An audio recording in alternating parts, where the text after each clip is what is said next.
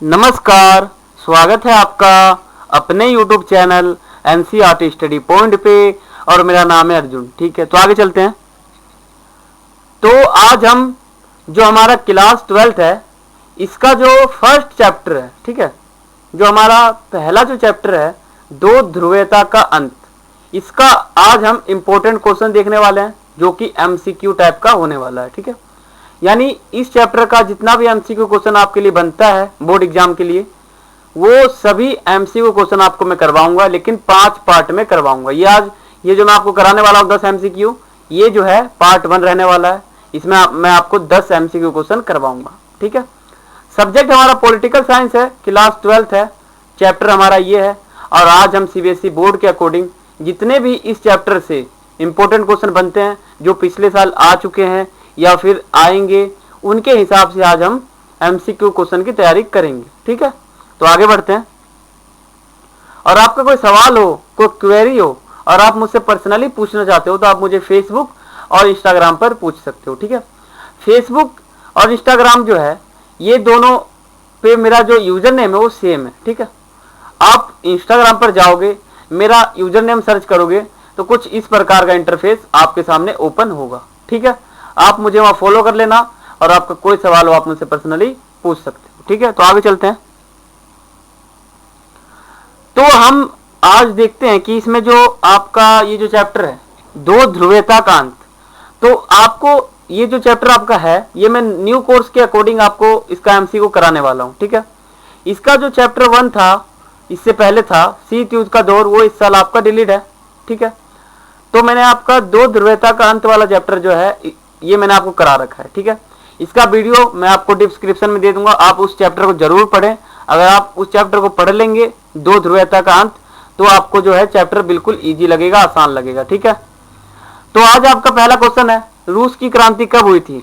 Option आपके सामने है, पहला 1916, 1918, 1917 और 1930। तो आप सभी को पता है कि रूस की क्रांति जो है 1917 को हुई थी। ठीक है, आंसर हमारा आ जाएगा 1917। अब दूसरे क्वेश्चन की ओर बढ़ते हैं। आप अगर ये चैप्टर पढ़ लोगे दो ध्रुवीयता का अंत, तो आपको ये क्वेश्चन बिल्कुल इजी लगेगा, आपको इसका आंसर भी आता होगा। तो आपका दूसरा क्वेश्चन है बर्लिन की दीवार कब बनी थी। तो मैंने आपको चैप्टर में बता रखा है बर्लिन की दीवार जो है वो 1961 में बनी थी, तो इसका आंसर आ जाएगा 1961। तो आगे बढ़ते हैं। अब हम बात करेंगे तीसरे क्वेश्चन की ओर। तो हमारा तीसरा क्वेश्चन है बर्लिन की दीवार जो थी ये कब गिराई गई थी।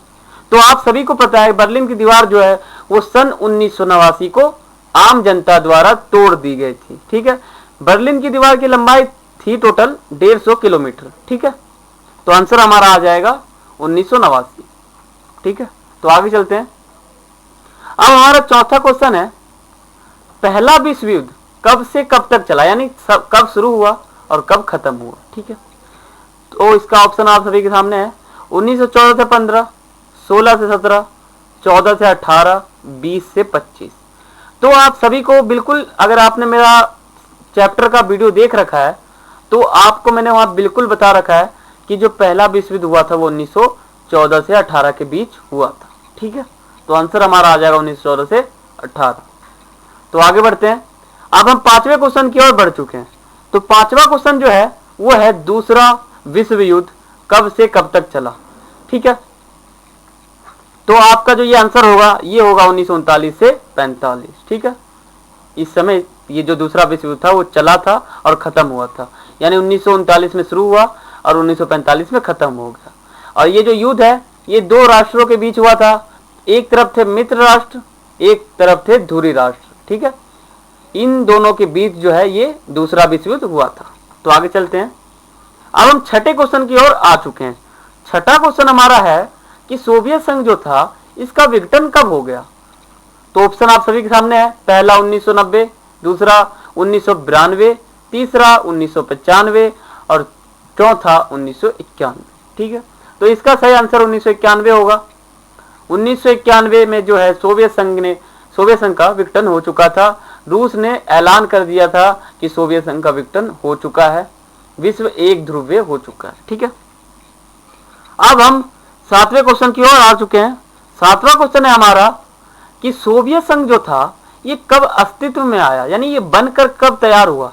ठीक है, आपको पता होगा कि सोवियत संघ जो है वो 15 गणराज्यों से मिलकर बना था। ठीक है, अब ये 15 गणराज्यों से मिलकर कब बना था वो आपको पता होना चाहिए। तो ऑप्शन आप सभी के सामने है, 1917, 1915, 1920 और 1931।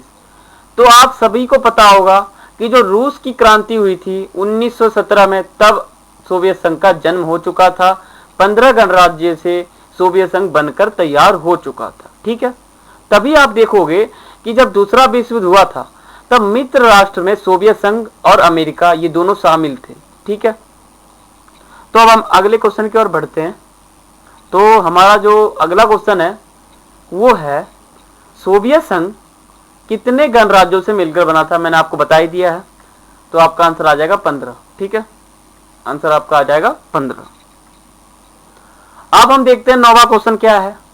तो 9वां क्वेश्चन है सोवियत संघ में शामिल देश में से सबसे ज्यादा प्रभावशाली देश कौन सा था, यानी सबसे शक्तिफुल देश या शक्तिशाली देश कौन था। तो आप सभी के सामने ऑप्शन है, ऑप्शन ए रूस, option B Israel, option C Japan, option D चीन। तो इसका सही आंसर होगा रूस। ठीक है, तो आगे बढ़ते हैं।